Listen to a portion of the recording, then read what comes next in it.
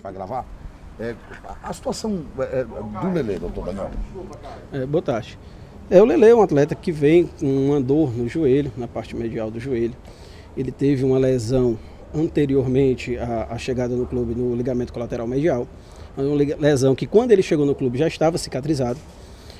Ele vem referindo em alguns momentos essa dor. É uma dor normal para esse tipo de lesão, mesmo após a cicatrização. Ele pode ter dor na inserção desse ligamento, mesmo quando ele cicatriza. E isso não foi verificado nenhuma nova lesão quando a gente fez os exames de imagem. Então ele passou por ressonância, já fez avaliação, não foi visto nada de lesão. Uma vez que não tenha lesão, a gente fica totalmente dependente da dor do atleta e até da queda ou não de rendimento do atleta. Então, se ele vem aguentando o ritmo de treino e vem jogando os 90 minutos, a gente entende que o atleta está em condição de jogo. Até porque se a gente fosse tirar todo o atleta que está com dor, a gente não formava um time de futebol. Então o atleta ele vai no limite da dor dele, ele vai no limite da capacidade. Quando a gente começa a perceber, ou o próprio atleta começa a perceber que ele está caindo de rendimento, a gente passa a reavaliar e assim foi feito.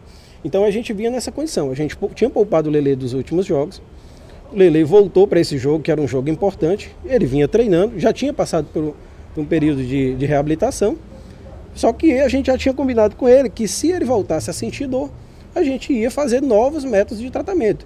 E não é só a questão de fazer ou não alguma medicação, ou fazer...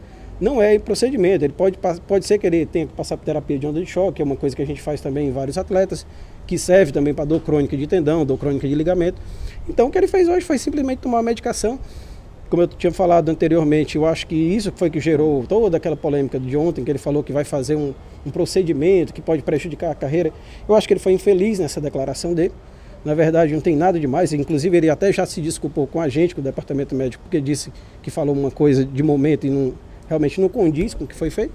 Ele foi lá hoje no ambulatório, fez uma medicação local, um anti-inflamatório, e pronto. E na segunda-feira ele já está de volta aqui para tratar com a gente.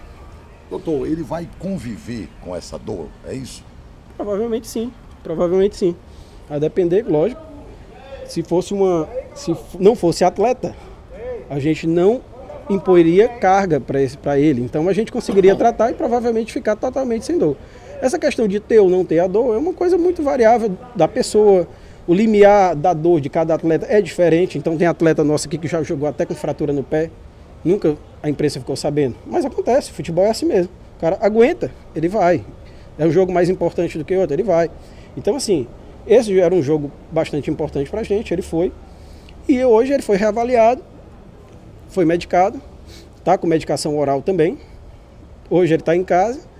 Esse final de semana vai ter departamento médico amanhã, mas aí ele está liberado desse departamento médico amanhã por conta do repouso que ele precisa ter. Mas na segunda-feira ele já está aqui com a gente de novo. A pergunta é que ele joga, vai ficar à disposição do joelho quando? Não, aí é outra questão, porque aí, como eu lhe disse, como ele parou por causa da dor, a questão dele voltar é voltar quando tiver sem dor, né? Então, se ele estiver bem da dor, como ele não tem nenhuma lesão diagnosticada, nós não estamos esperando tempo de cicatrização de nada. Nós estamos esperando que ele melhore da dor. Quando o atleta estiver melhor da dor ou se sentir apto a voltar aos treinamentos, assim vai ser feito. Doutor, o que ele já vem referindo essas dores há algum tempo pra gente, dizendo que estava jogando com dor, né? O que causa essa dor? Que dor é essa que o Lelê acaba sentindo, que ele disse que é recorrente sentir até nos tempos de Santa Cruz? Exatamente. Essa é uma dor que alguns atletas que têm lesão no ligamento colateral medial, que é um ligamento que fica fora, diferente daqueles cruzados, cruzado anterior, cruzado posterior, que são lesões cirúrgicas. Esse, na grande maioria das vezes, a lesão é cicatricial apenas. Você faz um tratamento conservador e ele fica bom e aí volta à carreira normal. Está com menos de um ano que o Messi teve exatamente essa mesma lesão. E nem por isso deixou de jogar ou teve que fazer qualquer coisa diferente. É uma lesão bastante comum no meio do futebol. Alguns atletas voltam totalmente sem dor e alguns atletas ficam tendo dor recorrente. Isso é muito variável do atleta, é variável da condição do limiar do atleta. Então, essas dores pode ser que o atleta tenha e não interfira em nada no seu tratamento e pode ser que ela interfira, inclusive, no seu rendimento. No caso do Lelê, não vinha prejudicando em termos de rendimento, mas a gente já vinha percebendo, já tirou ele de alguns jogos. E agora, após esse jogo, como estava combinado, se ele voltasse a sentir a dor, a gente ia medicar, a gente medicou e vamos esperar a resposta dele a essa medicação. Se ele estiver bem, na segunda-feira a gente reavalia e aí a gente vai ver, em decorrência dessa dor tiver melhorado ou não, a gente liberar ele para o professor.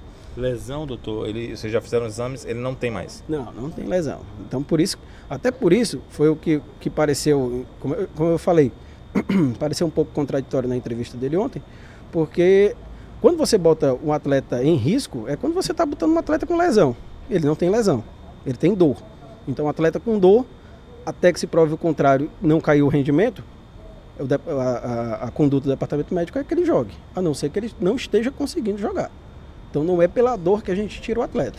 A gente tira o atleta, nesse caso, sem lesão, ou pela queda de rendimento dele, ou realmente o atleta não conseguir, dizer que não está conseguindo executar as atividades em campo, que foi o que ele relatou para a gente, e por isso ele vai parar esse período até melhorar da dor novamente.